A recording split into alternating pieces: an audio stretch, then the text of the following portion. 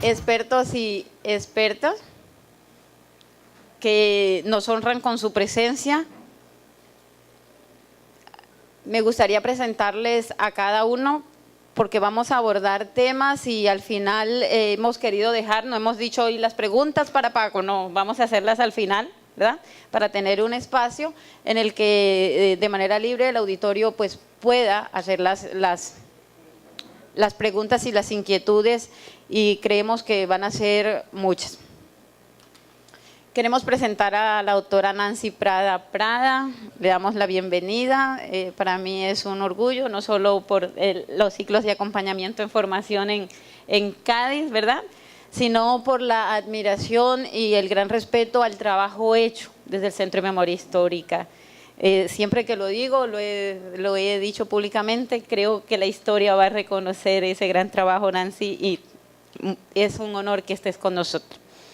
Nancy Prada Prada es filósofa, especialista en estudios culturales, magíster en estudios de género en la Universidad Nacional de Colombia y magíster en género, identidad y ciudadanía de la Universidad de Cádiz, España. Actualmente se desempeña como coordinadora del enfoque de género del Centro de Memoria Histórica. Entre sus publicaciones cuenta con libros literarios, entre ellos Secretos Húmedos, Historias Sexuales de Mujeres Reales, El Sexo de Sofía, libros académicos, resultados de investigación, entre ellos A mí me sacaron volada de allá, relatos de vida de mujeres trans desplazadas forzosamente hacia Bogotá, y Placeres peligrosos, discursos actuales sobre la sexualidad de las mujeres en el periódico El Tiempo en el 2013, así como múltiples publicaciones relacionadas con una mirada de género al conflicto armado en Colombia, entre ellas el informe de memoria histórica Aniquilar la diferencia, lesbianas, gays, bisexuales y transgeneristas en el marco del conflicto armado colombiano. Tenemos también en la mesa, y contamos, y es un honor, la doctora Leonora Costa Bustamante, licenciada en Filología Hispánica, licenciada en Filología Inglesa y doctora en Filología Inglesa a la Universidad de Cádiz. En este momento yo suspendo todo el marco porque el señor rector se encuentra con nosotros y quiere saludarlos. Bienvenidos, bienvenidos. Pues me apeno con ustedes que la dinámica que trae el evento se ha interrumpido por brindarles a ustedes primero unas palabras de bienvenida a quienes presiden el desarrollo académico de este evento, e igualmente un saludo muy especial a todos que participan en este importante espacio de debate. Y se lo he pedido a María Noemí, el querer estar aquí a pesar de las limitaciones de agenda que tengo hoy, porque no hay mayor felicidad para mí que estar en un espacio académico de la universidad donde se logre ejercer en casi su máxima plenitud, diría yo casi, porque la máxima es muy difícil, pero casi la máxima expresión y en su plenitud lo que es el libre pensamiento, el verdadero libre pensamiento. Y uno de los aspectos que tanto valora la universidad, como es el tema de la autodeterminación de las personas y la inclusión a nivel institucional. Todos los días tenemos muchas actividades académicas de todo tipo, diverso en las áreas del saber en las cuales la universidad tiene tanto investigación como programas de formación, y varios al día, pero que se concrete eso que le es definido, de ser un espacio académico de libre pensamiento en su plenitud, no se da todos los días, ni son todos los eventos. Y no porque no lo quieran ser, sino porque implícitamente en la ciencia y en la sociedad hay unas ataduras invisibles en las que por haberlas estado conviviendo desde el nacimiento, a veces no las observamos ni las reconocemos y por lo tanto no podemos asumir posiciones críticas constructivas hacia ella porque nos parecen naturales. Entonces, qué felicidad cuando hace ya unos días, unas semanas, María Noemí me hablaba de esta tercera jornada de innovación investigativa, educación, género y diversidad sexual, derechos que salen de un closet. Un título bastante retador, sumamente retador, pero trascendental en lo que le digo, en la libre discusión, en el quitarnos ataduras históricas, epistemológicas, socioantropológicas que ha tenido la sociedad en los últimos siglos, para no decirle desde su nacimiento como sociedad. Entonces, el tema de la mujer y de la equidad de la mujer, sin duda, es un tema que se ha logrado desabrochar de toda esa siglos de historia en el cual ni siquiera se discutía bajo el oscurantismo, ya sea de líneas filosóficas o de temas religiosos, etcétera, que tanto inciden en la sociedad y en las personas. Así que abordar el tema de la mujer, del género, perdón, y en particular el tema de la mujer es algo tan importante. El tema de la identidad sexual es sumamente importante, ¿saben?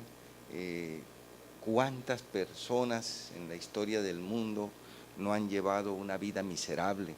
O ni siquiera una vida miserable, sino que han sido llevados al extremo de acabar con su vida por una situación que es tan connatural en la persona, que es el tema de su identidad sexual. Y poder discutir eso, para mí es trascendente.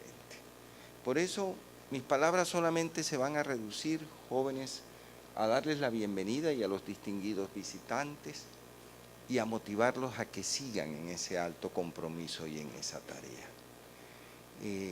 A veces diera la sensación que estamos cerca de la solución y de las oportunidades de pensar libremente y de manera crítica y constructiva, y no lo es, jóvenes, no lo es. La lucha todavía llevará muchos años, muchos decenios, para llegar a lo que es nuestro idealismo, de que debe ser la autodeterminación de las personas, el respeto a su identidad, la oportunidad de la inclusión. Pero no esa inclusión que nos están enseñando hoy a validar. Y perdonen que haga un paréntesis y me salga un poco. En nuestra misión hoy estamos tratando de incluirlo de una universidad inclusiva.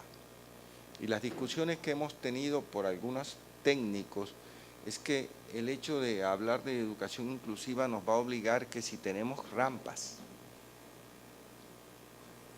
que si tenemos equipamiento para que el limitado visual pueda leer el lenguaje particular de ellos. Yo les digo, hombre, no podemos caer en la misma trampa de la sociedad y de la historia, de pensar que los temas de inclusión que se discuten son de la persona que tiene una limitación física o de la persona que tiene una limitación auditiva o de la persona que tiene una limitación visual. No, no son temas derivados con el tema orgánico de la persona, sino son temas de mayor profundidad y trascendencia como cultura, como temas de género, como temas de valoración de la mujer en el contexto de la sociedad humana, que se creen que no están en los temas de inclusión. Eso es lo verdaderamente incluyente.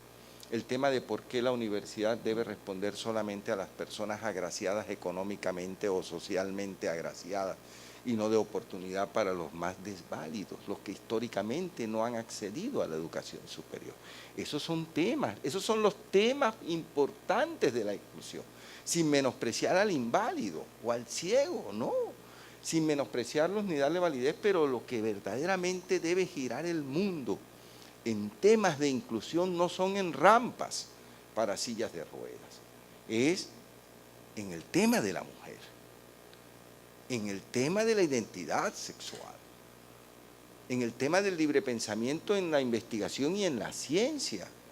Esos son los temas trascendentales de inclusión.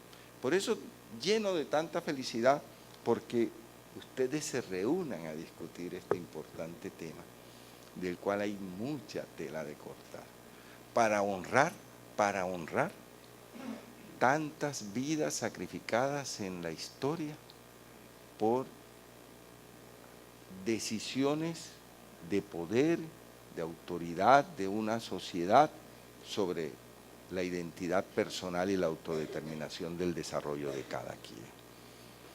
Quiero felicitarlo a María Noemí, a su grupo de investigación, por la consolidación que se ha dado en los temas científicos, porque muchas veces estas personas extremistas, tanto en lo dogmático como en los temas religiosos, desacreditan como dando a entender que no hay ciencia en estos temas tan álgidos, y ustedes están demostrando lo que sí hay constructos de ciencia y que sí es importante que la ciencia asuma estas responsabilidades. Así que desearles buen viento y buena mar. Lo que resta es mucho, pero cada paso que demos, sin duda será trascendental para esa sociedad soñada,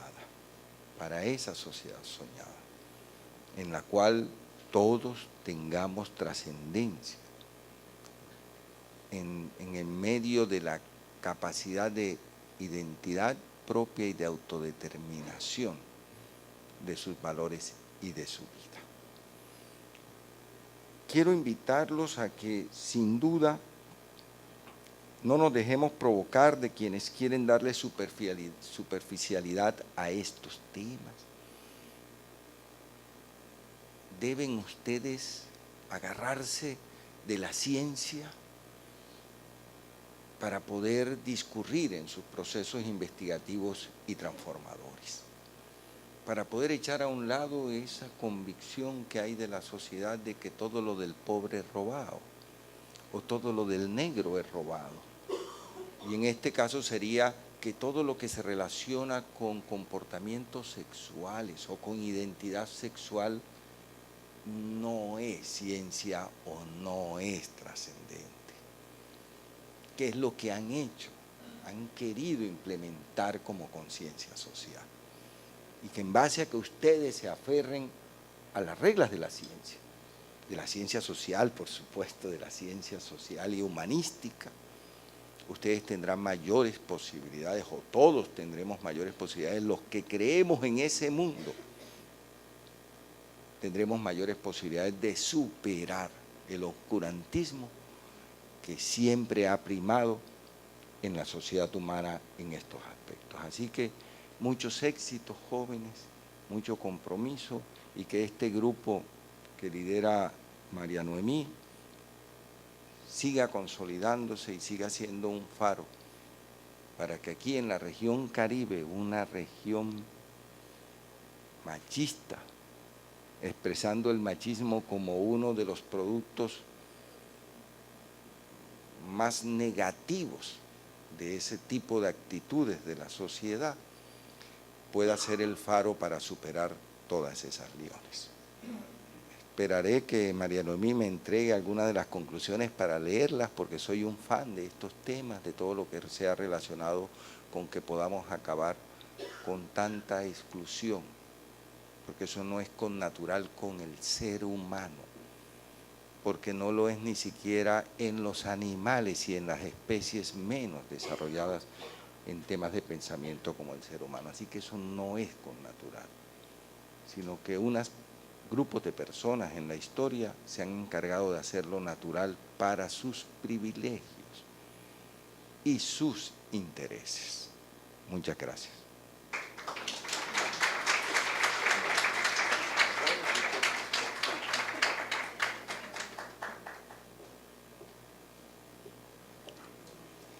Muchas gracias y sea la oportunidad de agradecerle a nuestro rector el apoyo constante a este trabajo de la red, un apoyo que ha llevado 4 años consecutivos. Muchas gracias, señor rector. Seguimos presentando quienes vamos a participar en este panel. Habíamos presentado a la doctora Nancy, la doctora Leonor, licenciada en Filología Hispánica, licenciada en Filología Inglesa y doctora en Filología Inglesa por la Universidad de Cádiz, donde actualmente se desempeña como directora del Departamento de Filología Francesa e Inglesa, donde imparte docencia en estudios de género y estudios culturales. Su investigación gira en torno a las diferentes representaciones de la feminidad y la masculinidad en el campo de la literatura, el cine y la cultura popular anglosajona. Su tesis doctoral, defendida en el 2002, se dedica al análisis comparado de estructuras narrativas en la literatura feminista de los años 80 y 90, y a partir de aquí su investigación se ha ido ampliando a estudios de la representación de la sexualidad. Entre sus publicaciones más recientes, escritas en español, se encuentran las publicaciones Escritura de mujeres desde los 70 hasta la posmodernidad, Pornografía y feminismo, Historia de un debate inacabado, Aproximaciones a los estudios de masculinidades, teorías y aplicaciones, El cuerpo fascista recuperado, la exploración de la masculinidad en el Fight Club. Es en la actualidad miembro del Centro Iberoamericano de Estudios sobre Sexualidades y posee una larga trayectoria de formación investigadora en estudios de género y estudios de masculinidades, con 5 tesis defendidas en torno a esta disciplina. En los últimos meses participa como miembro del equipo investigador del proyecto titulado No es país para viejos, representaciones de masculinidad y envejecimiento en la narrativa estadounidense contemporánea. Bienvenida, Leo.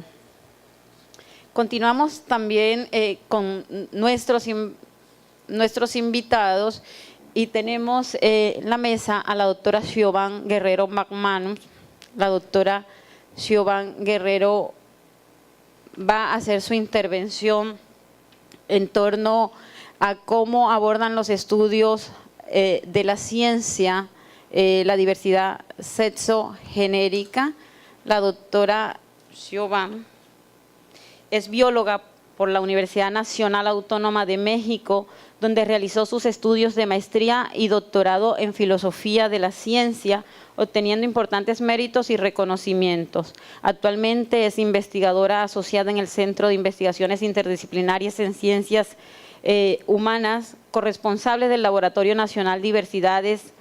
Asimismo, desde el año 2006, funge como docente de la Facultad de Ciencias de la UNAM, en la cual anteriormente desarrolló una investigación postdoctoral acerca de la historia de la homosexualidad y las instituciones biomédicas en México. Esta investigación la llevó a cabo bajo una perspectiva perteneciente a los estudios sociales de la ciencia. Su área de especialidad son las filosofías e historia de la biología evolutiva y la filosofía e historia del sujeto. Bienvenida, Siobhan.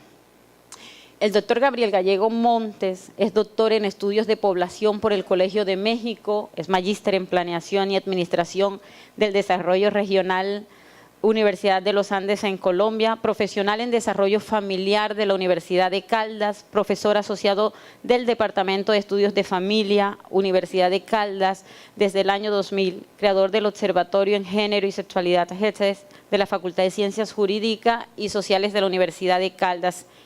Dentro de su área de interés encontramos los estudios de género y sexualidades, estudios de las masculinidades, cultura sexual, implicaciones de género en el desarrollo, biografías sexuales. Sus publicaciones es Desvelar la diferencia familiar, Demografía de lo otro, biografías sexuales y trayectorias de emparejamiento entre varones en la Ciudad de México. La familia en la construcción de lo público, un reto desde la modernidad, y varios artículos sobre sexualidad y género desde una perspectiva construccionista. Que sea la oportunidad, que tu trayectoria ha sido inspiradora en este país. A veces no nos encontramos muy cerca, no nos comunicamos, pero realmente ha sido alentadora una vez que desde sus escritos has inspirado y has trabajado en construir en los marcos universitarios, un discurso que no sea ese discurso, su discurso educativo, sino posicionar y trabajar en los marcos de investigación. Para ello, la estrategia de ellos, y van a contar como con el espacio suficiente, ¿verdad? Iniciamos frente a algunos temas, y el primer tema será desarrollado por la doctora Nancy Prada Prada. Nosotros le habíamos preguntado a ella por qué cuestionar la ley del silencio en el tema de la diversidad sexual en las instituciones educativas en Colombia. El creciente proceso de instalación en el imaginario colombiano de que existe una ideología de género y de la carga negativa que en un sector mayoritario de la sociedad vuelca sobre ella, ha tenido en la historia más reciente dos hitos fundamentales. Primero, la utilización de la categoría por parte de los sectores conservadores en el debate suscitado por los intentos del Ministerio de Educación Nacional de frenar la violencia contra estudiantes, lesbianas, gays, bisexuales y transgeneristas en los contextos escolares. Y segundo, la misma utilización para atacar la inclusión de las categorías de orientación sexual e identidad de género en los acuerdos de paz. Esta ponencia documenta ambos episodios ocurridos en el segundo semestre del año 2016 en Colombia para proponer posteriormente una aproximación crítica a los mecanismos discursivos y políticos empleados en este proceso. Bienvenida, doctora Nancy.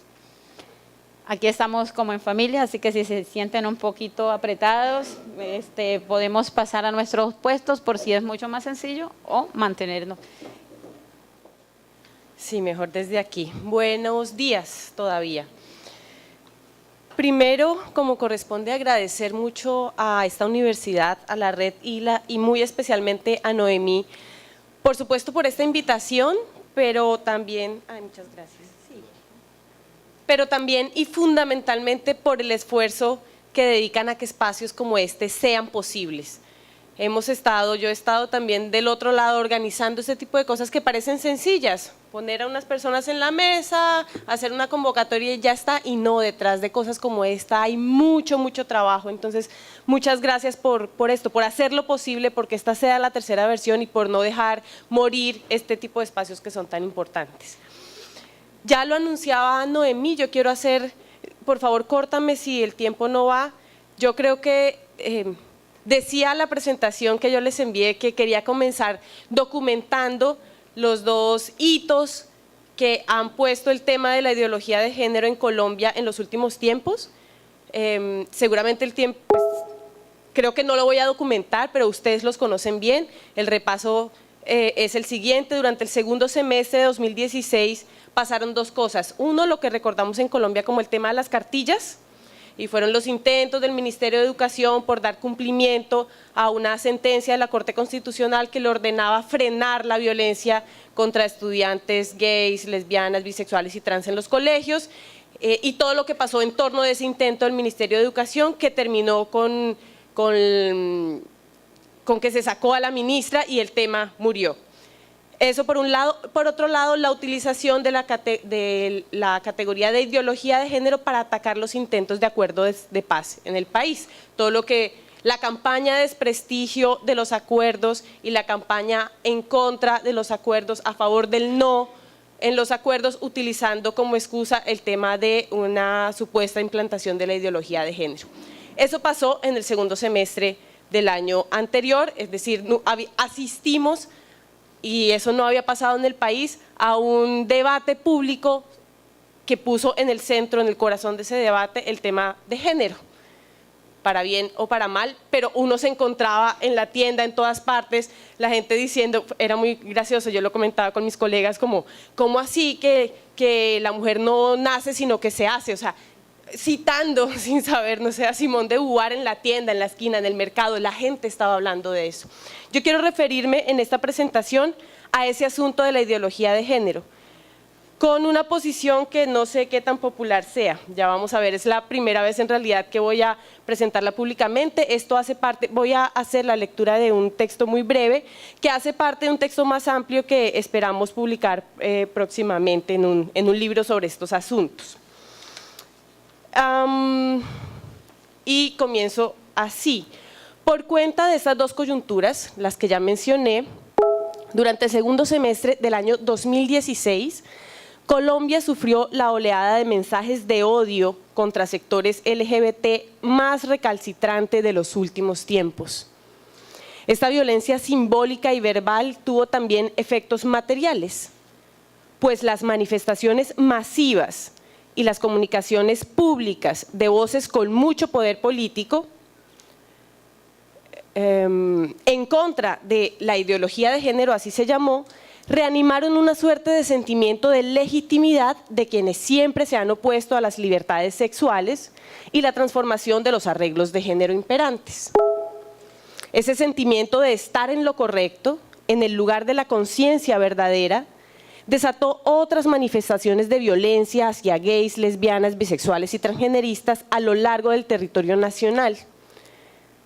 Desde insultos desmesurados hacia parejas homosexuales que tenían demostraciones de afecto en el espacio público, hasta amenazas, agresiones físicas y asesinatos en pueblos y comunidades más pequeñas que comenzaron a reportar el recrudecimiento de las persecuciones motivadas en la orientación sexual y la identidad de género alejadas de la heteronorma. Como Noemí comentó en mi presentación, yo trabajo hace varios años con el Centro Nacional de Memoria Histórica, es decir, construyendo la memoria de las víctimas de la guerra y concretamente hemos trabajado con víctimas de sectores LGBT. En esta coyuntura empezaron a llegarnos las noticias, a mostrarnos los panfletos que empezaban a regar, a decirnos esto ya había terminado, ya no pasaba y empezaron a echarnos los carros otra vez. Es decir, la violencia en los territorios se recrudeció por cuenta de lo que sucedió con este tema de la ideología de género. Pero mañana voy a hablar un poco más en mi presentación de este asunto de qué pasa con las víctimas, conflicto armado, sectores LGBT. Sin embargo, los debates públicos no se concentraron en esos impactos, sino en los enunciados que los motivaron, eludiendo con ello la profundidad que la coyuntura demandaba y sigue demandando. En efecto, cuando los sectores conservadores comenzaron a señalar que el gobierno, vía cartillas y acuerdos de paz, estaba adoctrinando en ideología de género, la respuesta de un amplio sector de investigadoras, activistas, políticas y otras personas comprometidas con la perspectiva de género, en consonancia con la respuesta del gobierno, fue que no existía tal cosa, que eso era un invento con fines de algo que sí existía, el enfoque de género, cuya aplicación, según el consenso internacional, era muy favorable para la sociedad.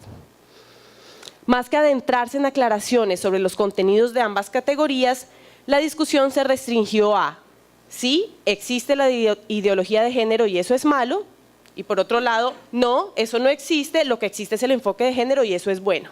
Más o menos esos fueron los términos del debate.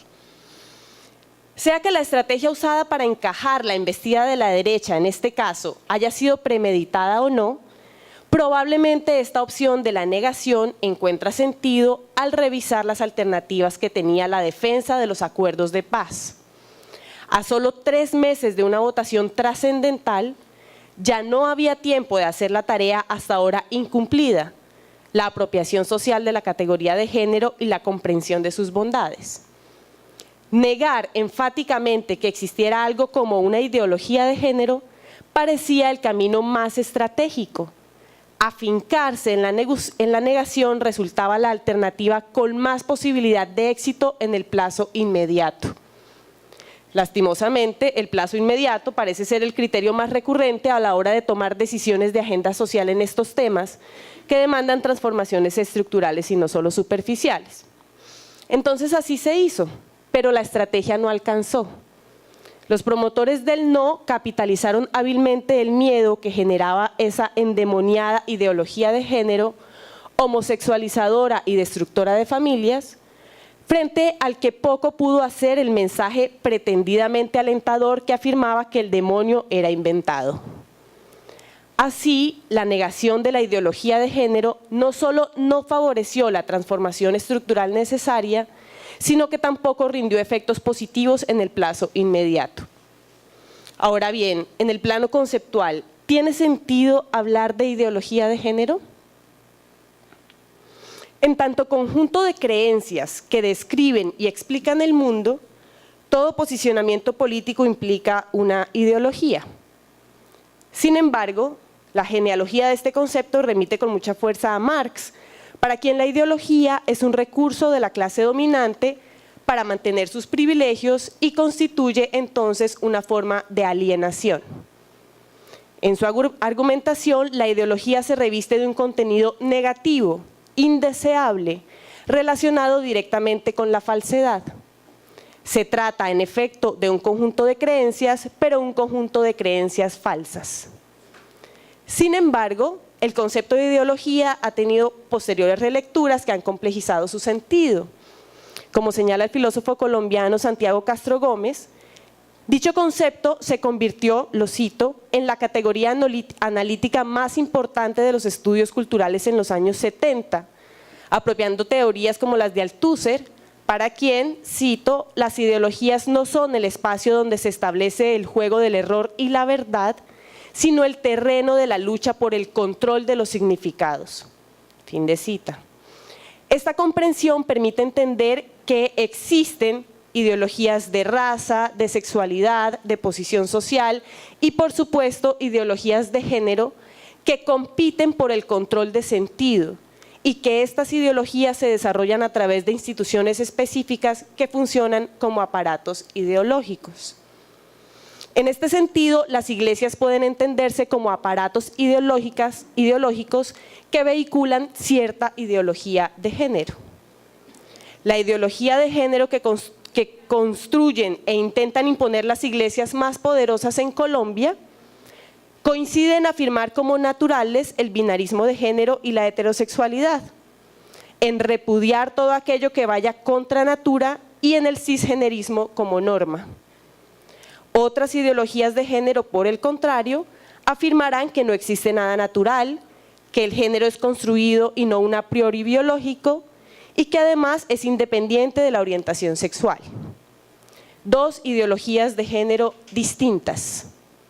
Entre ellas y las demás existentes, sería de esperar que el Estado promoviera aquellas coincidentes con las otras representaciones ideológicas que lo sustentan, como el paradigma de los derechos humanos, por ejemplo. No obstante, las iglesias lanzan la acusación, nos quieren imponer la ideología de género, sin reconocer que la suya también es una posición ideológica, perfectamente acomodadas en el control de los significados y señalando como ilegítima cualquier pretensión de entrar a disputar esa lucha por el sentido. Lejos de reconocer sus enunciados como ideología, las iglesias recogen de la historia del concepto tan solo su primigenio sentido peyorativo. Salieron marxistas. Ideología como conjunto de creencias fundadas en una falsa conciencia y levantan el dedo acusador. Lo otro es la ideología, lo nuestro es la verdad. Tenemos entonces que, si bien tiene sentido hablar de ideologías de género, así en plural, ideologías en cuya pugna por el saber poder, una de ellas, la producida por algunos aparatos religiosos, ha conquistado la hegemonía, la connotación que imprimieron en el término quienes se levantaron contra la ideología de género era distinta, en tanto se señaló como un conjunto de ideas falsas en contraposición a las propias que serían verdaderas. Ese fue el sustento de la reacción de defensa. No existe la ideología de género, se dijo, y yo misma salí a decir, pues en efecto no existe en el sentido que se le pretende endilgar, como creencias falsas. Como he señalado, la urgencia de la coyuntura condujo al camino más prometedor de negar su existencia para combatir el estigma con el que se revistió a la ideología de género. Sin embargo, es tiempo ya de profundizar en ese debate abierto. ¿Tiene el enfoque de género, que cada vez cobra mayor presencia, al menos como enunciado, en la formulación de políticas públicas, un contenido ideológico? ¿Qué significa que lo tenga? ¿Son censurables las ideologías? ¿Puede existir un posicionamiento político que no sea ideológico? ¿Qué diremos entonces de la política feminista?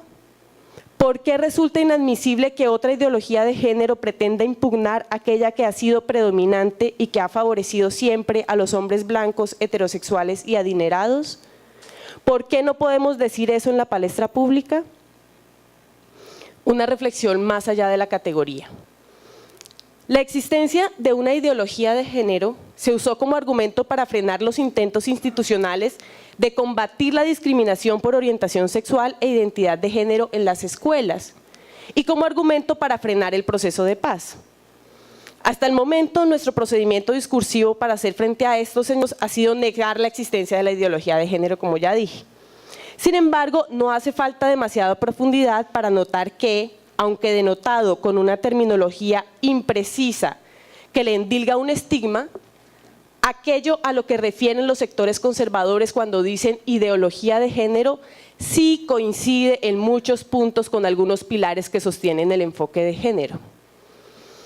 En pleno corazón del debate social en torno a la ideología de género, algunas instancias académicas y de gobierno se pronunciaron intentando claridades.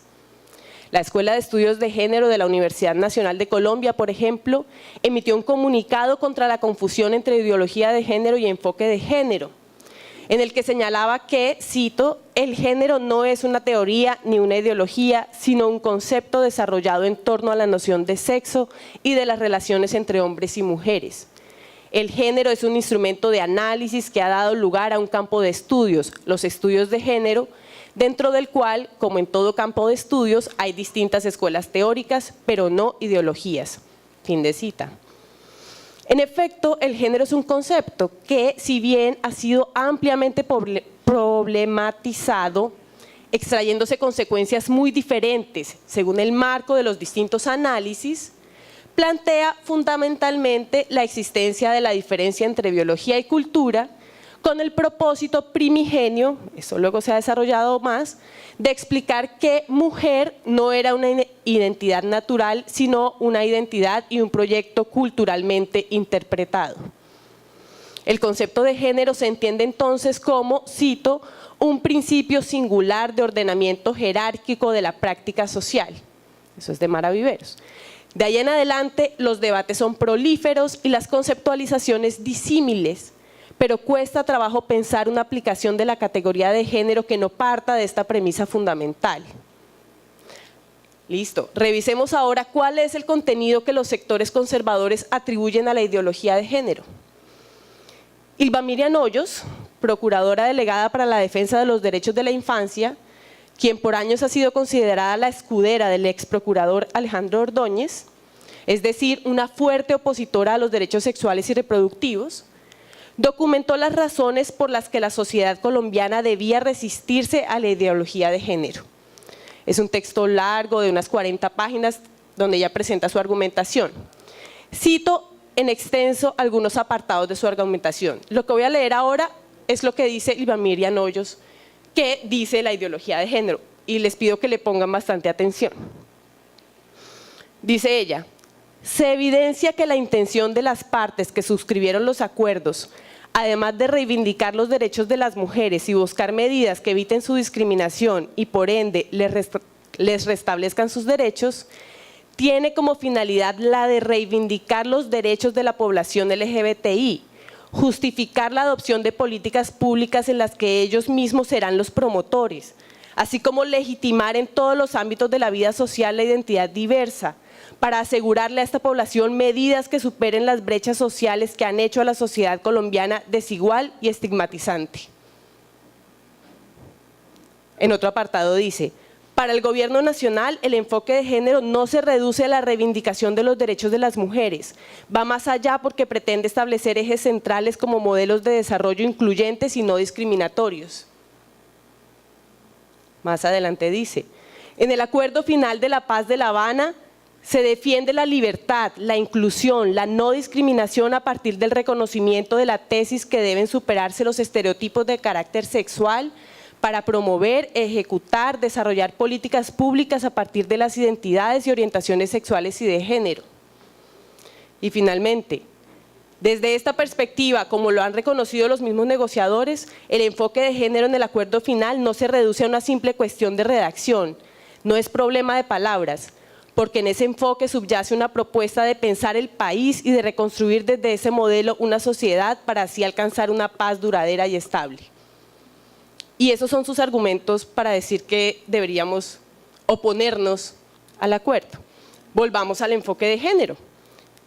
Resulta razonable afirmar que su aplicación en el diseño de políticas públicas es favorable, dado que permite reivindicar los derechos de la población LGBTI para asegurarle a esa población medidas que superen las brechas sociales que han hecho a la sociedad colombiana desigual y estigmatizante, como lo dice Ilva Miriam, que la incorporación de la perspectiva de género apunta a la defensa de, cito a Ilva Miriam, la libertad, la inclusión y la no discriminación, a partir del reconocimiento de la tesis de que deben superarse los estereotipos de carácter sexual, y que en ese enfoque subyace una propuesta de pensar el país y de reconstruir desde ese modelo una sociedad para así alcanzar una paz duradera y estable, que pasa necesariamente por plantear nuevos modelos de desarrollo incluyentes y no discriminatorios.